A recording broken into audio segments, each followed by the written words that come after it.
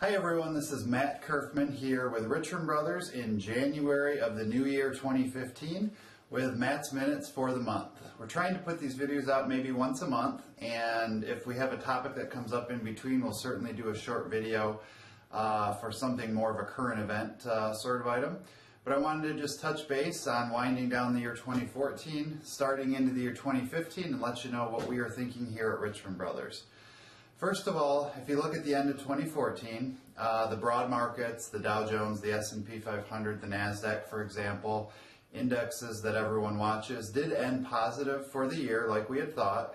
There were quite a bit of hiccups, especially in the last quarter of the year, from the peak of the market in September to mid-October, big dip, then recovery, dip, recovery.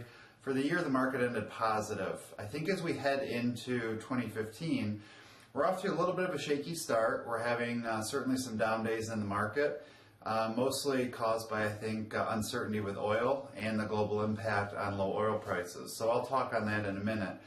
But we do think that fast forward into 2015, I think we will continue to have some of these bigger moves up and down in the market.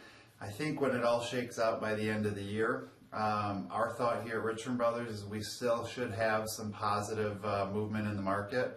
When it's all said and done, we're looking for between 6 and 8 or 6 and 9% for the year is what we would think with our crystal ball. Hopefully that doesn't break.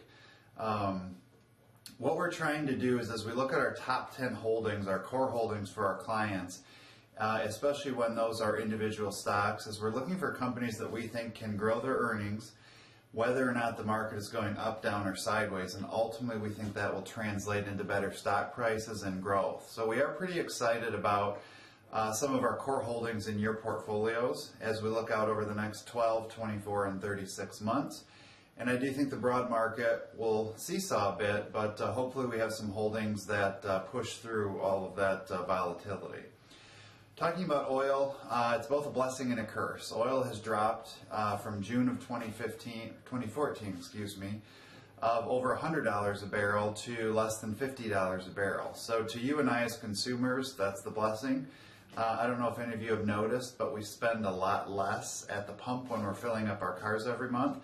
So what happens is that acts as a tax credit, in essence, for all of us.